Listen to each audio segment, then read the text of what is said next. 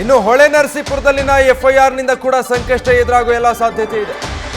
ಇವತ್ತು ಮಾಜಿ ಸಚಿವ ಎಚ್.ಡಿ. ರೇವಣ್ಣಗೆ ಅಗ್ನಿ ಪರೀಕ್ಷೆ. ಎಚ್.ಡಿ. ರೇವಣ್ಣ ಜಾಮೀನು ಅರ್ಜಿಯ ವಿಚಾರಣೆ ಇವತ್ತು ನಡೆಯುತ್ತೆ. ನಿನ್ನೆ ಅರ್ಜಿಯ ವಿಚಾರಣೆ ಇತ್ತು, ಇವತ್ತಿಗೆ ಅದನ್ನ ಕೋರ್ಟ್ ಮುಂದೂಡಿಕೆ ಮಾಡಿದೆ. ಎಸ್ಐಟಿಗೆ ಆಕ್ಷೇಪಣೆ ಸಲ್ಲಿಸೋದಕ್ಕೆ ಸೂಚಿಸಿ ಮುಂದೂಡಿಕೆ ಮಾಡಿರೋದು. ಸೊ ಎಸ್ಐಟಿ ಏನು ಆಕ್ಷೇಪಣೆಯನ್ನ ವಾದ ಮಾಡುತ್ತೆ, ಅದರ ಆಧಾರದ ಮೇಲೆ ಬೇಲ್ ಸಿಗುತ್ತಾ ಇಲ್ವಾ, ಜಾಮೀನು ಅರ್ಜಿಯ ಭವಿಷ್ಯ ಏನಾಗುತ್ತೆ ಅನ್ನೋದು, ಆ ನಿಟ್ಟಿನಲ್ಲಿ ಒಂದರ್ಥದಲ್ಲಿ ಎಚ್.ಡಿ. ರೇವಣ್ಣಗೆ ಸಂಕಷ್ಟ ಎದುರಾಗಬಹುದಾ ಅನ್ನೋ ಸಾಧ್ಯತೆಗಳು ಕೂಡ ಕಂಡು ಬರ್ತಾ ಇದೆ. ಹೊಳೆನರಸೀಪುರದಲ್ಲಿ ದಾಖಲಾಗಿರುವಂಥ ಎಫ್ಐಆರ್ಗೆ ಸಂಬಂಧಪಟ್ಟ ಹಾಗೆ ಈಗಾಗಲೇ ಅವರು ಜಾಮೀನನ್ನು ಕೋರಿ ಅರ್ಜಿ ಸಲ್ಲಿಸಿದ್ದಾರೆ. ನಿನ್ನೆ ಕೂಡ ಅದರ ವಿಚಾರಣೆ ನಡೀತು. ಆ ಸಂದರ್ಭದಲ್ಲಿ ಎಸ್ಐಟಿಗೆ ನಿಮಗೇನಾದರೂ ಆಕ್ಷೇಪಣೆಗಳಿದ್ರೆ ಸಲ್ಲಿಸೋದಕ್ಕೆ ನಾಳೆವರೆಗೆ ಅವಕಾಶ ಅಂತ ಹೇಳಿ ಕೋರ್ಟ್ ಸೂಚನೆ ಕೊಟ್ಟು ಇವತ್ತಿಗೆ ಅದರ ವಿಚಾರಣೆಯನ್ನು ಮುಂದೂಡಿರುವಂಥದ್ದು. ಯಾಕೆ ಜಾಮೀನು ಮಂಜೂರು ಮಾಡಬಾರ್ದು ಈ ಪ್ರಕರಣದಲ್ಲಿ ಅನ್ನೋದಕ್ಕೆ ಎಸ್ಐಟಿ ಇವತ್ತು ಅವರ ಕಾರಣಗಳನ್ನು ಕೊಡಬೇಕಾಗುತ್ತೆ ಕೋರ್ಟ್ಗೆ. ಅದರ ಆಧಾರದ ಮೇಲೆ ವಾದ ವಿವಾದವನ್ನು ಆಲಿಸಿ ಕೋರ್ಟ್ ಜಾಮೀನಿನ ಅರ್ಜಿಯನ್ನು ಇತ್ಯರ್ಥಪಡಿಸುತ್ತೆ.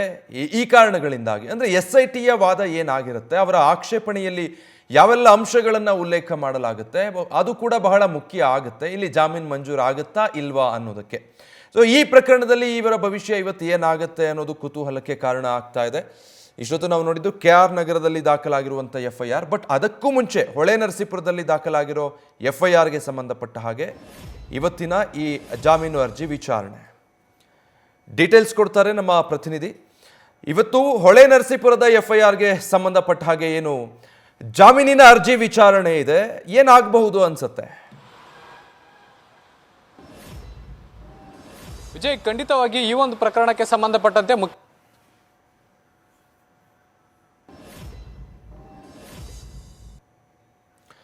ಓಕೆ, ಸಂಪರ್ಕ ಸಾಧ್ಯ ಆಗ್ತಾ ಇಲ್ಲ ಅನ್ಸುತ್ತೆ.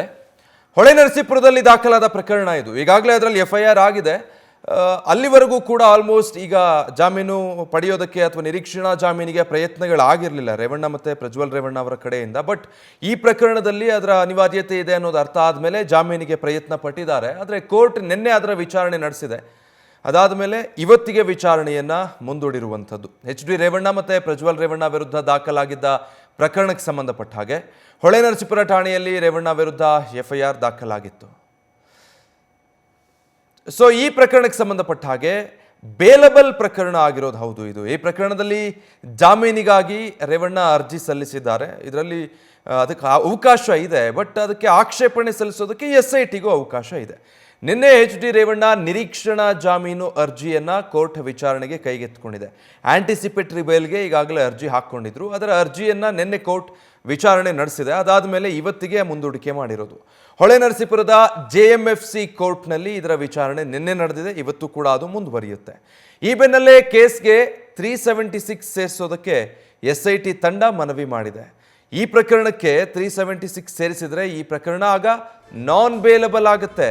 ಇದುವರೆಗೂ ಕೂಡ ಇದು ಬೇಲಬಲ್ ಕೇಸ್ ಇದೆ, ಬಟ್ ಈಗ ಜಾಮೀನು ರಹಿತ ಆಗುತ್ತೆ. ಅದಕ್ಕೆ ಎಸ್ಐಟಿ ಮನವಿ ಮಾಡಿರೋದು.